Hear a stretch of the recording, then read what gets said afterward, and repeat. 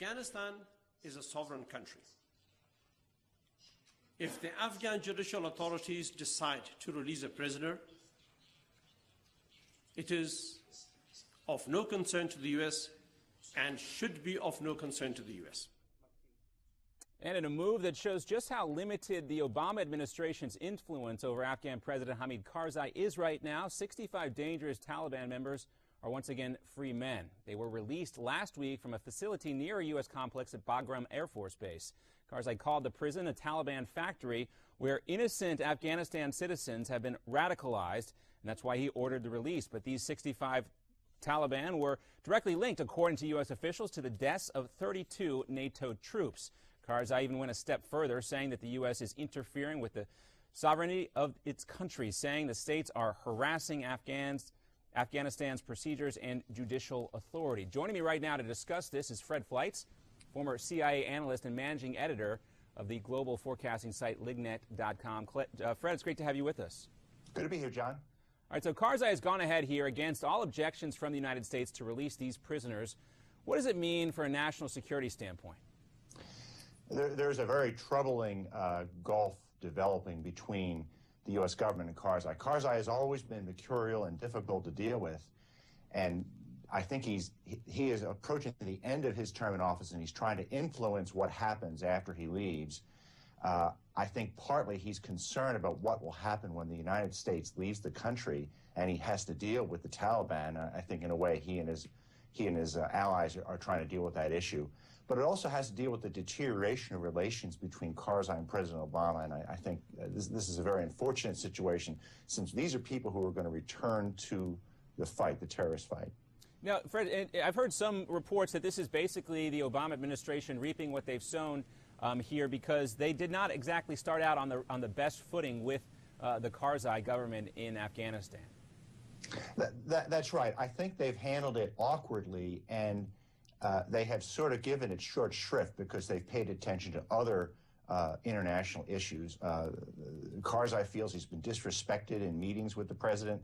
He doesn't think that diplomats sent to deal with him from Washington have treated with him with respect. And basically, we've seen a bad situation snowballing to the point where he's actually releasing terrorist suspects. Yeah, how much of this is retribution for some of those slights that you just mentioned right there, and how much of this is Karzai simply trying to put himself in the best position, knowing that he's going to have to try to govern Afghanistan without any U.S. forces in the country, without significant forces in the country?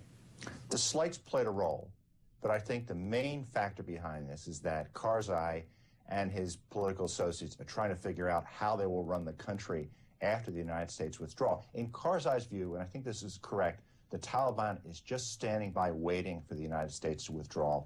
Once the U.S. and the rest of the international force are out of there, I think the Taliban is going to make a play to take over the country. And so, you know, Fred, we've had Dick Morris on here. We've talked about this issue with Karzai recently, and he was pointing to the fact that this is all because of the fact that Gitmo is essentially closed. There are still prisoners there, of course, but there are no new prisoners being accepted. Now, if that were not the case, would this still be a situation? Would these prisoners still be out on the streets right now? I think it would have solved the situation if we had moved these prisoners to Guantanamo. But as you know, the president hasn't added anyone from Guantanamo. He's actually been releasing dangerous prisoners from that facility. And another wrinkle to this story, Fred, that we continue to take a look at, both the Washington Post and the Daily Beast are reporting that this is some kind of prisoner swap also in the works here for Army Sergeant Bo Bergdahl. What's your take on the fact that there could be talks, even negotiations between the U.S. and Taliban forces for a prisoner swap? There's been talks to try to release Sergeant Bergdahl for some time, but it involved Taliban prisoners who are being kept at Guantanamo. And it's sort of divided members of Congress. They would like this brave soldier, American soldier, to be released from Taliban custody, but at the same time, it's a high price to release. Basically, the prisoners who remain at Guantanamo are the worst of the worst. I don't know that there's a relationship between what Karzai did and Bergdahl. You know, in a more broad sense of this issue here, a lot of Americans would be upset. Of course, everybody wants to see Bo Bergdahl come home, but you know, a lot of folks characterize the Taliban as a terrorist organization, and this looks like the U.S. is negotiating with terrorists.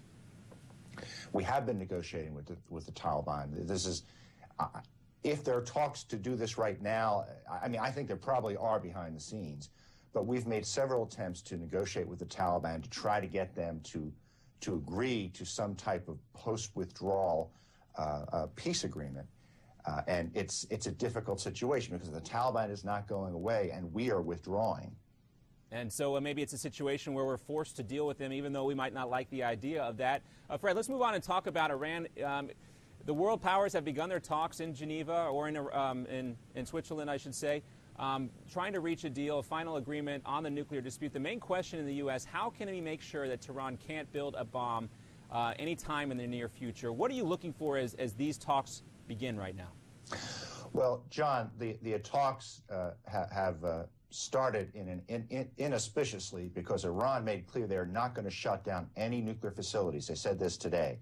If we're going to have a real agreement that's going to halt the threat from the Iranian nuclear program, Iran has to give up its enriched uranium stockpile. It has to give up its facilities that can make enriched uranium for weapons. It has to answer all the questions that the IAEA has about its nuclear weapons-related activity, including giving it access to all facilities. Iran has shown no signs it will do any of these things. It's making very small, easily reversible concessions. And the statement today that they will not shut down any facilities, I think, is very ominous. And so it doesn't seem like Iran is going to even come close to approaching doing any of that. Is this all a huge waste of time? I think it's worth engaging Iran in talks to try to move them as far as we can to stop weapons-related activities, to see if there's something we can do to slow their program. So from that perspective, I support the Obama administration's decision to try to conduct talks. What I don't support are claims by the Obama administration that these talks have a good chance of substantially rolling back the Iranian nuclear weapons program. I don't see any chance of that happening. But engaging them in talks has the prospect of maybe doing that in the future, maybe somehow pressuring them to stop their support of terrorism. It's certainly better than not talking. All right, Fred, thanks for your insight on that. Fred Fleitz with Lignet.com. We appreciate you having you here with us. We'll have more with you later on. We'll keep watching the situation in Switzerland as these talks resume. We want to hear from you. Do you think this is all a huge waste of time? Should the U.S. talk to Iran about their nuclear program? You can reach us on social media. Find me at JohnB_Newsmax or all of us here at Newsmax TV, #AmericasForum. We'll be right back with more. We recently sat down with former Secretary of